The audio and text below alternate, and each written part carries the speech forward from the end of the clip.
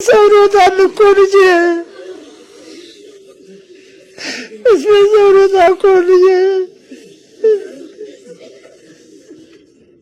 አይገቡ ገብቶ ቶሎ ደርሶ ቢጓጓኝ ቢያስታምመኝ እንዳያጣሁት እኮ።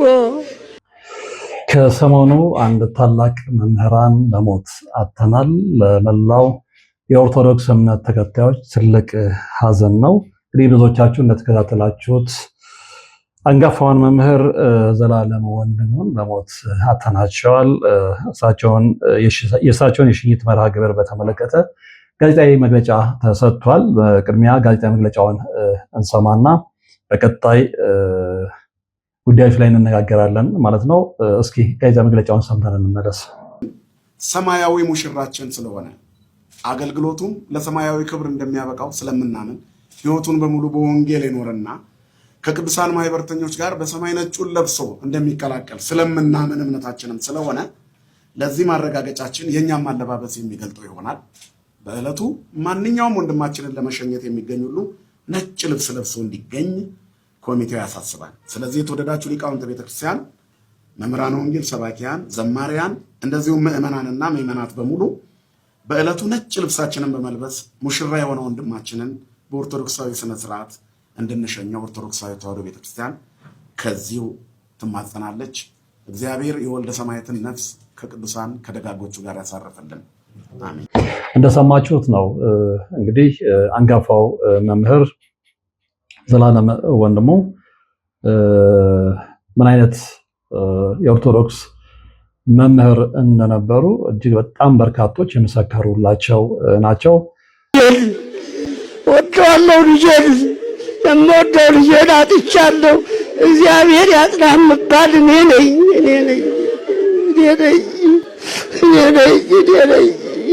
ቆስያለሁ፣ አዝኛለሁ።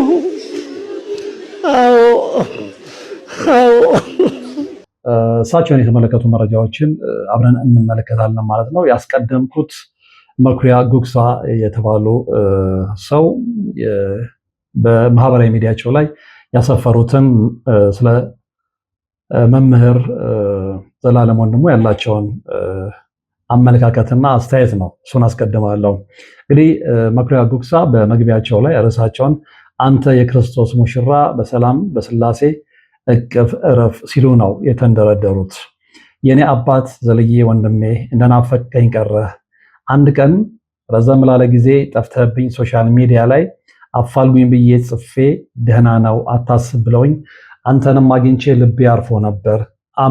ዓመት ሞልቶት ይሆን እንጃ።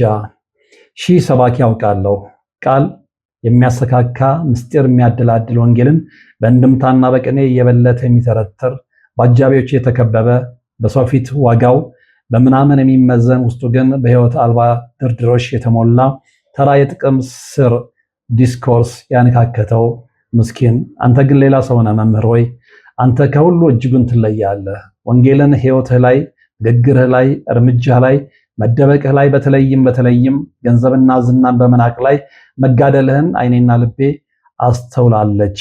አንተ የተጋደልከውና የከፈልከውን ዋጋ የሰባኪነቱ ውሃ ልክ ሆኖ አየዋለሁ። ይህን ዛሬ ወደ አባትህ ሳትሄድ በፊት በሕይወት እያለ በአደባባይ ስለጻፍኩት አንተም ስላነበብከው እጅግ ደስ ይለኛል። ዘልዬ በዚህ ዘመን እንድትኖር እግዚአብሔር አልፈለገም። ለአንተ የሚሆን አንዲትም ቀን እንደሌለ እንኳን እግዚአብሔር እኔም ተረድቼው ነበር። ይሄ ዘመን የሚሆነው በወንጌል ለሚነግዱ ሌቦች፣ በቀሚስ ስር ለሚሸቅጡ ቀጣፊዎች፣ በሐሰት ለሚያጠምቁ ምናምንቴዎች ብቻ ነው። ይህን ክፉ ዓለም እንደተቀደስክ አመለጥከው። መምህርዬ በረከትህ ትደርብኝ። እንግዲህ ከዚህ ጽሑፍ መምህር ዘላለም ወንድሙ ምን አይነት ስብዕና ያላቸው እጅግ ተወዳጅ አባት፣ የጥበብ አባት፣ የመንፈስ አባት እንደነበሩ መገመት አይከብድም። እድለኛ ነኝ ብዬ ማለት እችላለሁ። ምክንያቱም የእሳቸውን ትምህርት ከአንድ ሁለት ጊዜ በሰሚት ኪዳነ ምሕረት ቤተክርስቲያን ውስጥ ለመስማት አጋጣሚውን አግኝቼ ነበር። በእርግጥም ሲያስተምሩ አፍ የሚያስከፍቱ ሙሉ ቀልብን የሚገዙ አንጋፋ ተወዳጅ አንደበተ ርቱዕ መምህር እንደነበሩ በስፍራው እንግዲህ ተገኝቼ የተገነዘብኩት የተመለከትኩት ከሳቸውም ብዙ ስለተማርኩ እግዚአብሔርን ያመሰገንኩበትን አጋጣሚ አልዘነጋውም እና እንደዚህ አይነት መምህር ነው ያጣ ነው። እንግዲህ እሳቸውን በተመለከተ ሀበሻ ማስታወሻም የካቲት 29 ቀን 2018 ዓመተ ምህረት ያሰፈረው ጽሑፍ ነበር። በቀጣይነት እሱን ነው የምንመለከተው። እንግዲህ የኢትዮጵያ ኦርቶዶክስ ተዋሕዶ ቤተክርስቲያን አማኞች ጆሮ ላይ የነገረው መርዶ ተራ የሞት ዜና አልነበረም። ይልቁንም የአንድ ትውልድ መሪ የቃለ እግዚአብሔር መዝገብና የወንጌል አርበኛ ከምድራዊው ድካም አርፎ ወደ ዘላለማዊ ዕረፍት መሻገሩን የሚያበስር ታሪካዊ ስንብት እንጂ። መምህር ዘለዓለም ወንድሙ ወልደ ሰማዕት ይህ ስም ላለፉት 30ና 40 ዓመታት በኢትዮጵያ አድባራትና ገዳማት በዓለም ዙሪያ በሚገኙ አህጉራት ሁሉ የሰላም የፍቅርና የንስሐ ጥሪ ሆኖ ሲያስተጋባ የኖረ የብርሃን ድምፅ ነበር። ዛሬ ያ ድምፅ በምድራዊ መድረክ ላይ ቢናፈቅም ትቶት የሄደው አሻራ ግን በሺዎች የሚቆጠሩ ሰባኪያንንና በሚሊዮኖች የሚቆጠሩ ምዕመናንን ልብ ውስጥ ያው ሆኖ ይኖራል። መምህር ሄኖክ ኃይሌ የዚህን ታላቅ ሰው ሕይወትና አገልግሎት ሲያስታውሱ ወደኋላ ርቀው እስከ ልጅነት ዘመናቸው ድረስ ይጓዛሉ። መምህር ሄኖክ እንደሚሉት መምህር ዘለዓለም በልጅነታቸው ያዩት የመጀመሪያውና ትልቁ የወንጌል ጀግና ነበር።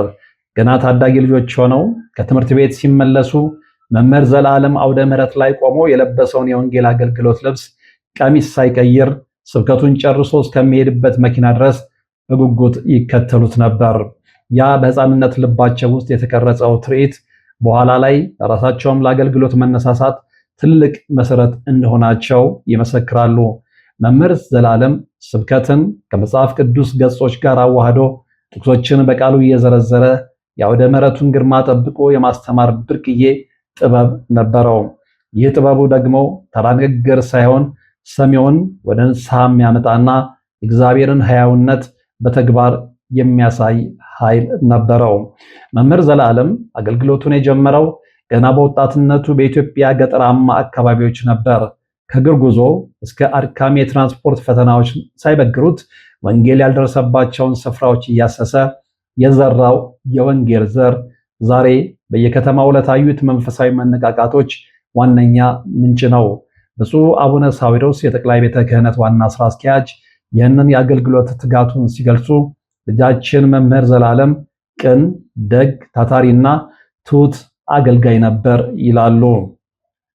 መምህሩ ከገጠር እስከ ከተማ ከሀገር ውስጥ እስከ ባህር ማዶ ያለ እረፍት ሲያገለግል የኖረ የቤተ ክርስቲያን የቁርጥ ቀን ልጅ ነበር። በምስራቅ ሐረርጌ፣ በወለጋ፣ በሸገርና በአዲስ አበባ አድባራት ሁሉ የእርሱ ስብከት የማይናፈቅበት ቀን አልነበረም። በትምህርቱ ብቻ ሳይሆን በሰውነቱ መምህር የነበረው ዘለዓለም ቆሞ የሚያስተምረውን ቃል ኖሮት የሚገኝ እውነተኛ የእግዚአብሔር ሰው ነበር። ወደ አገልግሎቱ ዘመን መለስ ብለን ስንመለከት መምህር ዘለዓለም ለታናናሽ አገልጋዮች የነበረው ፍቅርና አባትነት እጅግ የሚደንቅ ነበር። መምህር ሄኖክ ኃይሌ እንደሚሉት ነፍስ አውቀው ወደ አገልግሎት ሲገቡ ታላቅ ወንድም ሆኖ የተቀበላቸው በሕይወታቸው ትርጉም ባላቸው ቀናት ሁሉ ከጎናቸው የማይጠፋውና በተለያዩ ጉባኤያት ተሰማርተው እንዲያገለግሉ ጥቆማና ትእዛዝ የሚሰጣቸው እርሱ ነበር። መምህር ዘለዓለም ቁም ነገረኛ ከመሆኑ የተነሳ ከአንደበቱ ከቃለ እግዚአብሔር ውጪ ተራና ከንቱ ንግግሮች አይወጡም ነበር። ሞትን አርክሶ እንደሚኖር ሰው ሁሉ በስብከቶቹ ውስጥ ስለ ዓለም ከንቱነትና ስለ ሰማያዊ ቤት በልበ ሙሉነት ይመሰክር ነበር። ይህም በመሆኑ በድንገተኛ ዕረፍት ወቅት ብዙዎች ሞትን ንቆት እየኖረ አባት ዛሬ ሞትን ድል አድርጎ ወደ ቤቱ ሄደ በማለት ምስክርነታቸውን ሰጥተዋል። የመምህር ዘለዓለም ስብዕና በአውደ ምሕረት ላይ ብቻ የተገደበ አልነበረም። በተለይም ከወር በፊት ይኸውም በጃንዋሪ 31 ቀን መምህር ሄኖክን በስልክ ደውሎ ለአንድ ሰዓት ያህል የሰጣቸው ምክር የታናናሾቹን ስቃይና ፈተና የሚጋራ አባት መሆኑን ያሳያል።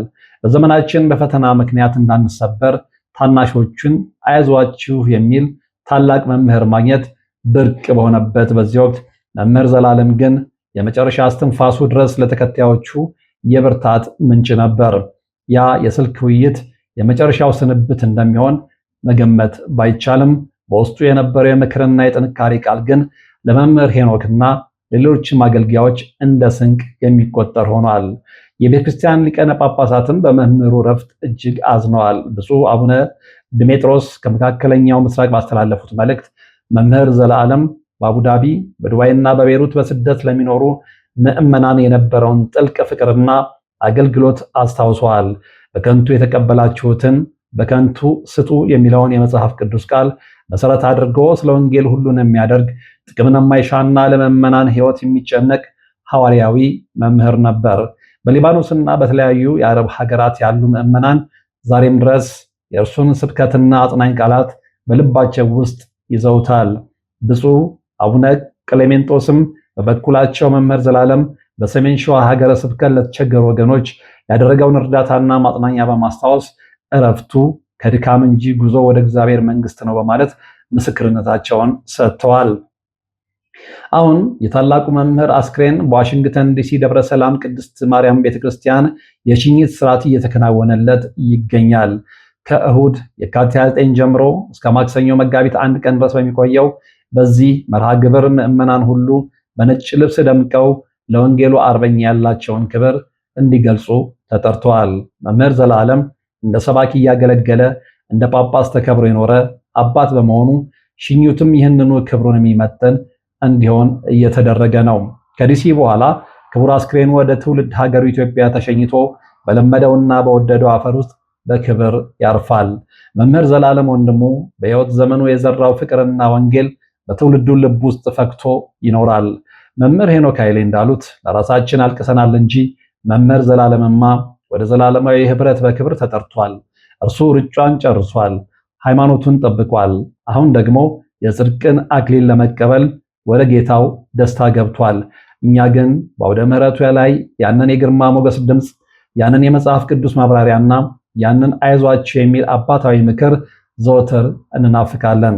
መምህር ዘላለም ስሙ በታሪክ ትምህርቱ በልባችን ሕይወቱ ደግሞ በተከታዮቹ ዘንድ ሁልጊዜም ሕያው ሆኖ ይኖራል። ፈጣሪ ነፍሳቸውን በአብርሃም በይስሐቅና በያዕቆብ እቅፍ ያሳርፍልን። ለቤተሰቦቻቸውና ለመላው የኦርቶዶክስ ተዋሕዶ አማኞች መጽናናትን ይስጥልን። እኔም ከላይ ያነበብኩት እንግዲህ አንተ እያልኩኝ መምህር ዘላለምን የጠራሁት የጽሁፉን ሐሳብ እንዳላዛባው ብዬ ነው እንጂ አንቱ ማለት እንደሚኖርብኝ ሳልገነዘብ ቀርቼ አይደለም። ይህንን ግምት እንድትከቱልኝ እለምናለሁ፣ እጠይቃለሁ። እንግዲህ በመግቢያ ላይ እንዳልኩትም እጅግ በጣም ታላቅ መምህር ነው ያጣ ነው። እድለኛ ነኝ ያልኩበትን ምክንያት ጠቅሻለሁ። ከአንድም ሁለቴ የመምህርን ወንጌል የመምህርን ትምህርት ለመከታተል እድሉ ነበረኝ በሰሚት ኪዳነ ምሕረት ቤተክርስቲያን ውስጥ።